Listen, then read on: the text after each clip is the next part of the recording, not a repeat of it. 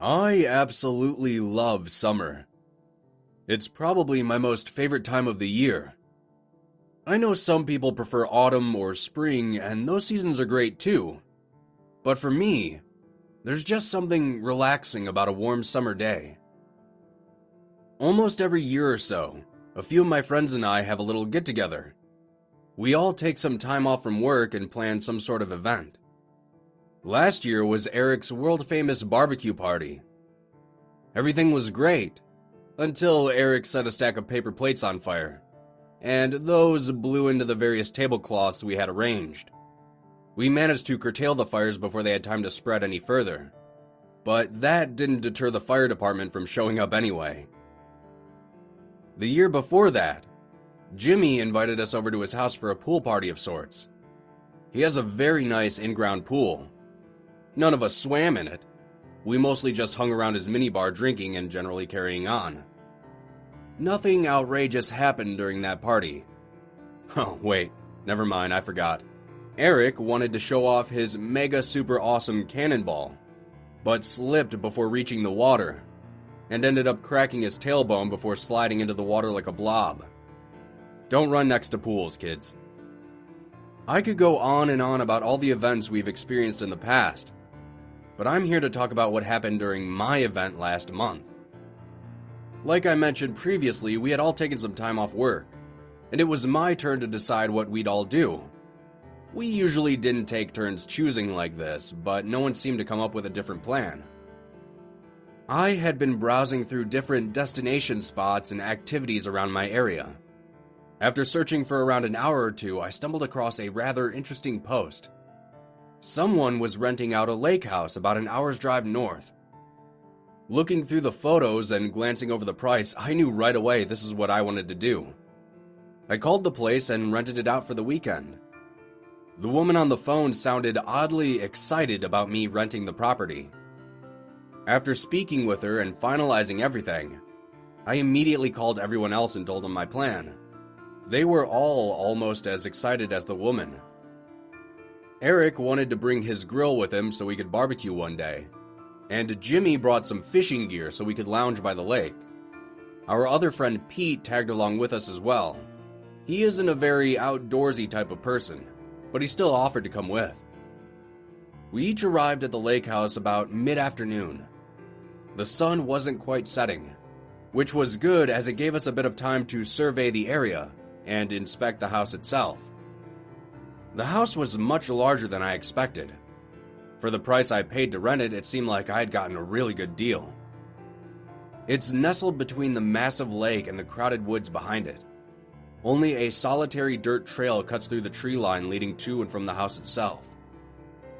Eric was already unloading his grill not 5 minutes after he arrived, while Jimmy, Pete, and I entered the house. The interior was very rustic, but I already knew this much from the photos. Different types of mounted animals dotted the high walls. The living room area was quite large. It looked almost like a recreation hall. A wooden staircase wrapped along one edge leading up to multiple bedrooms. An expansive kitchen took up the other half of the bottom floor, as well as a decent-sized bathroom. It looked like this place was designed for big groups of people to rent and enjoy. After exploring the house for a bit, I wandered outside and took in the surroundings. It was such a peaceful evening. As I stood there, breathing in the fresh air, I noticed something strange. Apart from Eric fiddling around with his grill, there was no sound coming from the forest. I couldn't hear any birds, animals, or even insects. Hell, I could barely hear the sound from the lake nearby. Even though it was odd, I tried not to think much of it. An hour or so passed by, and after eating some burnt steaks Eric so graciously made for us, we each retired to our respective bedrooms. Sleeping in a new place always made me feel a bit nervous. I may be the only one, but whenever I'd stay in a hotel or at a friend's place, it always takes me forever to fall asleep, at least during the first night. This isn't really a major issue, and it doesn't keep me from traveling, just an odd quirk, I guess. The bedrooms were quite nice. Minimal, yet decent.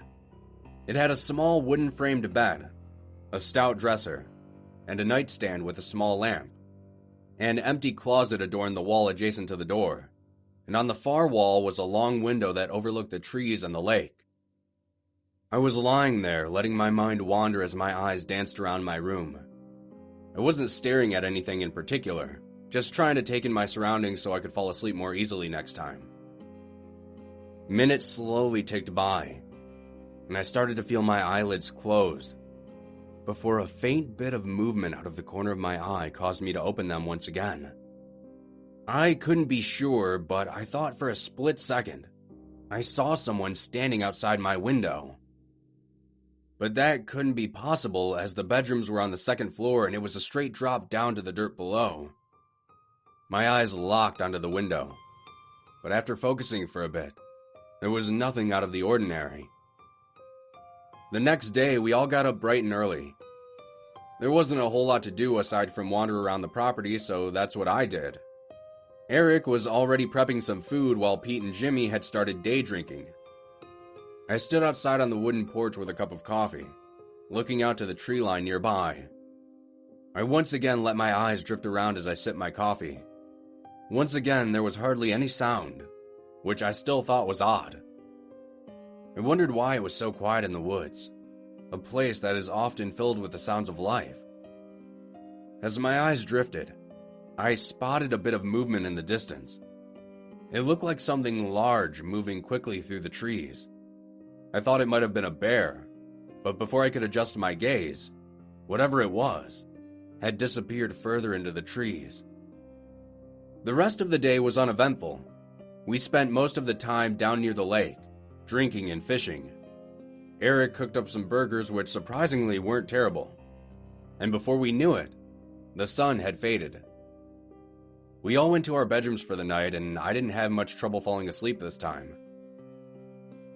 Around 10 minutes after I had drifted off, I was startled awake by the sounds of screaming. My eyes cracked open, and I sat up looking around in the darkness. It took me a minute to recognize the voice. It was Jimmy. As I opened my bedroom door, I saw Eric opening his as well. We each gave each other a confused look before going to Jimmy's door and knocking. After receiving no answer, I opened his door.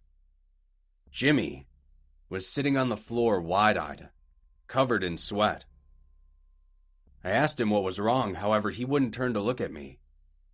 His eyes seemed to be fixed on something else. Eric and I both glanced over in unison towards his window. When we did, I heard Eric over my shoulder shout, "What the hell is that?" I didn't say anything. I just felt my muscles tighten. On the other side of Jimmy's window was a figure. It wasn't anything I had ever seen before. With the faint bit of moonlight outside, I could just barely see its face. I know this is going to sound very weird, but its face was almost dog-like in appearance. It had a long snout and beady, hollow eyes. From what I could tell, its body was completely hairless. I'm not sure if it was just the moonlight outside or what, but its skin was a dark gray color with a bluish tint to it. Its eyes continuously darted from each of us, like someone hopped up on caffeine. It was unsettling how jittery this thing was. It felt like an eternity of all of us sitting there watching this thing watch us. Then, it started to descend from the window. Jimmy and Eric didn't move a muscle. Yet, for some reason, I felt drawn to the window. I peered outside and saw it. Despite its massive size, it crawled down the side of the house like a spider. It crawled on all fours as it made its way to the ground below. Its hands were strangely human in appearance, but its hind legs were animalistic, like a dog or maybe a wolf. Its head turned back to look up at the house, and I could just faintly see its beady eyes darting around before it took off into the woods, disappearing beyond the darkened tree line. Eric, Jimmy, and I all sat there staring at each other for a few moments, before Pete came stumbling into the room asking what was going on. None of us said anything, and we all went back to our rooms. I doubt either of us slept a wink that night. The following day, as we all packed up to leave, I couldn't help but stare at the strange footprints in the dirt leading off into the woods. What made me nervous wasn't the fact that these footprints confirmed that what we saw that night was real, but there were at least 10 more identical yet separate tracks leading off in various directions. It's been close to a month since then, and I've just tried to forget about the whole event. I still have no idea what that thing was, but I doubt I'll be renting any more houses in the woods.